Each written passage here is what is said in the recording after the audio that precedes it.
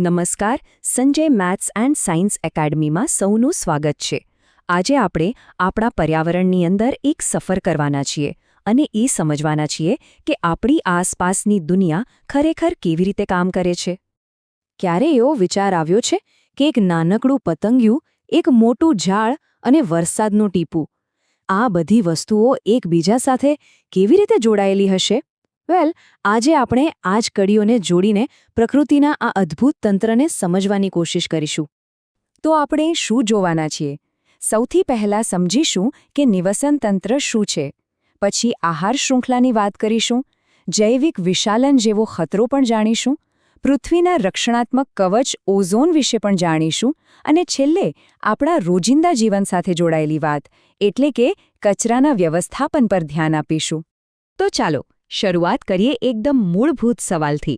આ નિવસન તંત્ર એટલે કે ઇકોસિસ્ટમ આખરે છે શું? ચાલો જોઈએ. જો એકદમ સરળ ભાષામાં કહીએ ને તો નિવસન તંત્ર એટલે એક એવો કુટુંબ જ્યાં સજીવો અને એમની આસપાસનું નિર્જીવ વાતાવરણ એકબીજા સાથે હળીમળીને રહે છે. જેમ કે એક બગીચો, એમાં ફૂલ, માટી, પાણી, જીવજંતુઓ બધું જ એકબીજા સાથે તાલમેલમાં કામ કરે છે.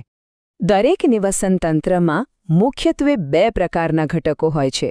એક છે જૈવિક ઘટકો, એટલે કે જેમાં જીવ છે, જેમ કે આપણે, પ્રાણીઓ, વનસ્પતિઓ, અને બીજા છે અજૈવિક ઘટકો, એટલે કે નિર્જીવ વસ્તુઓ, જેમ કે તાપમાન, પાણી, હવા. આ બંને વચ્ચેનું સંતુલન જ ખૂબ જરૂરી છે. અને જાણો છો, આ નિવસન તંત્રો બે પ્રકારના હોઈ શકે છે. એક તો કુદરતી, જેમ કે કોઈ જંગલ કે તળાવ, અને બીજા માનવસર્જિત, જેમ કે ખેતર કે પછી આપણી માછલી ઘર. બંને પોતપોતાની રીતે એક સંપૂર્ણ દુનિયા છે.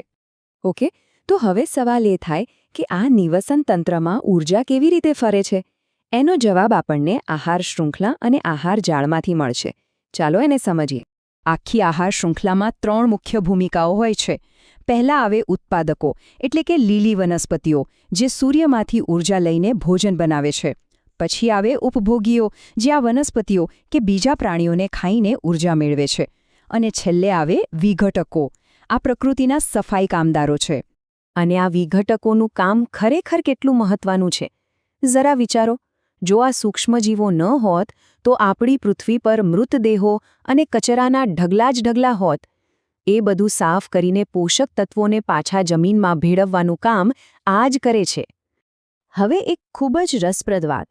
આહાર શૃંખલાના દરેક સ્તર પર માત્ર 10% ઊર્જા જ આગળ વધે છે. બાકીની 90% ઊર્જા તો પર્યાવરણમાં જતી રહે છે. એટલે જ શૃંખલા જેટલી લાંબી એટલી ઉપરના સ્તર પર ઓછી ઊર્જા પહોંચે છે. અને સાચું કહું તો પ્રકૃતિમાં કોઈ એક સીધી શૃંખલા નથી હોતી. વાસ્તવમાં તો ઘણી બધી આહાર શૃંખલાઓ એકબીજા સાથે જોડાઈને એક જટિલ જાળું બનાવે છે, જેને આપણે આહાર જાળ કહીએ છીએ. આનાથી જ તો પ્રકૃતિમાં સ્થિરતા જળવાઈ રહે છે. પણ આ આહાર શૃંખલામાં માત્ર ઊર્જા જ નહીં, ક્યારેક નુકસાનકારક રસાયણો પણ આગળ વધે છે. અને આ એક મોટો ખતરો છે, જેને જૈવિક વિશાલન કહેવાય છે. તો જૈવિક વિશાલન એટલે શું? ધારો કે પાણીમાં થોડું ઝેર ભળ્યું, એ પાણી વનસ્પતિમાં ગયું, પછી એને નાની માછલીએ ખાધું, નાની માછલીને મોટી માછલીએ ખાધું, અને એમ કરતાં જેમ આપણે શૃંખલામાં ઉપર જઈએ તેમ એ ઝેરનું પ્રમાણ અનેક ગણું વધતું જાય છે. સૌથી ઉપરના જીવને સૌથી વધુ નુકસાન થાય છે. ચાલો હવે જમીન પરના નિવસન તંત્રથી થોડા ઉપર આકાશ તરફ નજર કરીએ. વાત કરીએ પૃથ્વીના એક એવા સુરક્ષા કવચની જેણે આપણને બધાને બચાવીને રાખ્યા છે. આપણી પૃથ્વીની ફરતે વાતાવરણમાં એક ઓઝોન વાયુનું સ્તર છે. એનું કામ એક મોટી છત્રી જેવું છે. એ સૂર્યમાંથી આવતા અત્યંત નુકસાનકારક પારજાંબલી કિરણો એટલે કે યુવી કિરણોને રોકી લે છે અને આપણને ચામડીના કેન્સર જેવી ગંભીર બીમારીઓથી બચાવે છે. પણ થયું એવું કે આપણા દ્વારા વપરાતા અમુક રસાયણો, જેમ કે ફ્રિજ અને એસીમાં વપરાતા CFC, એ આ ઓઝોન સ્તરને તોડવાનું શરૂ કરી દીધું. પણ સારી વાત એ છે કે આખી દુનિયાએ ભેગા મળીને આના પર કામ કર્યું અને હવે ધીમે ધીમે આ ઓઝોન સ્તર ફરીથી સ્વસ્થ થઈ રહ્યું છે.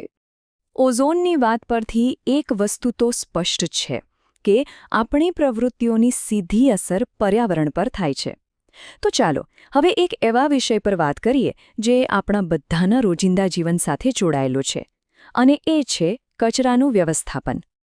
જુઓ, આપણે જે કચરો પેદા કરીએ છીએ એ મુખ્યત્વે બે પ્રકારનો હોય. એક છે જૈવ વિઘટનીય, જેમ કે ફળો, શાકભાજીના છોતરા, જે થોડા સમયમાં માટીમાં ભળી જાય છે, અને બીજો છે જૈવ અવિઘટનીય, જેમ કે પ્લાસ્ટિક અને કાચ, જે સેંકડો વર્ષો સુધી એમના એમ જ પડ્યા રહે છે. અને આ જે જૈવ અવિઘટનીય કચરો છે, ખાસ કરીને પ્લાસ્ટિક, એ પર્યાવરણ માટે એક મોટો માથાનો દુખાવો છે. એ જમીન અને પાણીને પ્રદૂષિત કરે છે. એટલે જ એનો ઉપયોગ બને એટલો ઓછો કરવો અને જે વાપરીએ એને રિસાયકલ કરવું ખૂબ જ જરૂરી છે. તો ચાલો ફટાફટ એક નજર કરીએ કે આજે આપણે શું શીખ્યા. આપણે જોયું કે નિવસન તંત્ર સજીવ અને નિર્જીવ ઘટકોનું સંતુલન છે. ઊર્જા ઉત્પાદકોથી ઉપભોગ્યો તરફ જાય છે.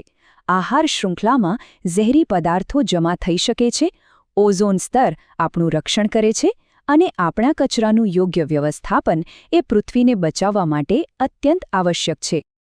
અને ચાલો આ વાત હંમેશા યાદ રાખીએ.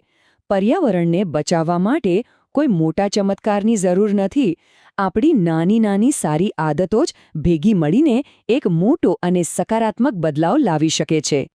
આશા છે કે આ સમજૂતી તમને ઉપયોગી થઈ હશે.